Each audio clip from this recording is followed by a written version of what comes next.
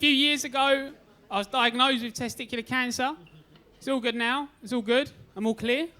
Thank you. To get rid of it, they had to remove one of my testicles, which means I've only got one left, which isn't ideal. And there's a lot of pressure on it. Now, normally when I mention the word cancer, it can build up tension in a room. So I want you all to think about this.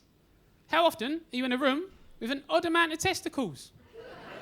It's every room I walk into. I get questions about my testicle. I've had someone ask me what's it like to have sex with one ball. And it's fine. It's normal. It's something humans do. I just prefer having sex with vaginas.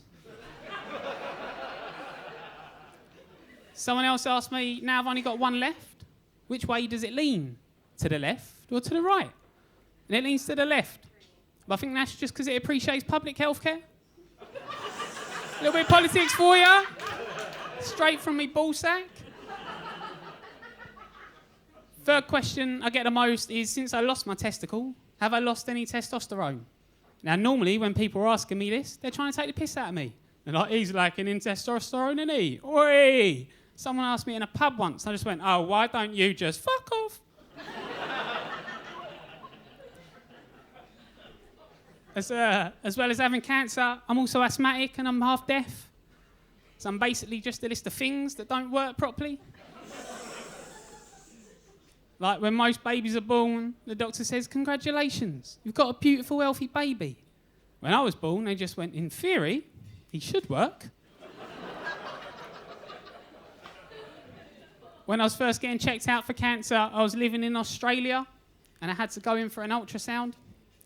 And I went into this clinic and the lady behind the reception is what they call a bogan. It's like a real proud country bumpkin. And I went in and I could tell that she wasn't quite there. Like, she was on sort of autopilot mode at work. You know, she's just going through the motions. Because there was 4 women in front of me. They was all pregnant. I went up. I went, hi, here to get checked for cancer. And straight away she went, oh, how exciting.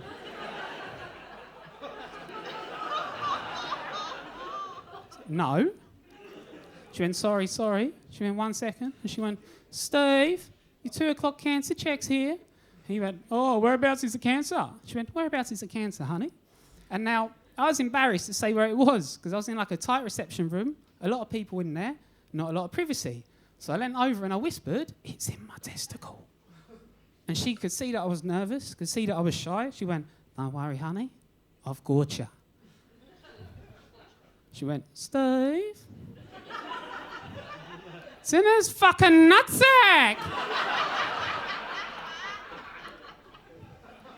So I had to go in for my ultrasound, and I went into this room, got on the bed, dropped my trousers, dropped my pants, I'm half naked, I'm lying down, and I've noticed in the room they've got pictures all around the room, and it's all of beaches.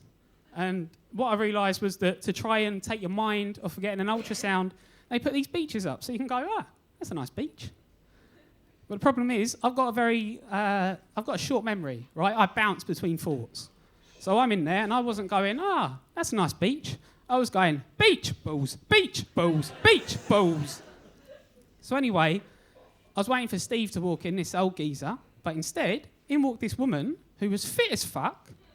Now, normally what they do, to give you some privacy, is they take a towel and they put it over your genitals with your testicles hanging out. But the way they put the towel down meant that my penis was facing up towards my head. So it weren't securely strapped in. And I could feel it slipping away. And I'm led there, getting checked out, life-threatening disease. And I looked down, it flung forward, and I watched my cock just fist bump her hand. Now, the days before this, I've been thinking, will I have cancer? How far will it spread? And will it kill me? And when I was on that bed, I should have been thinking, will I have cancer? How far will it spread? And will it kill me? What I was actually thinking was, please, just stay flaccid.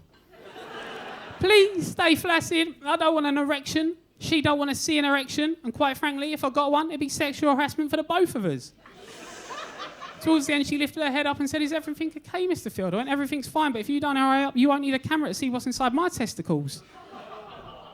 And before I leave you...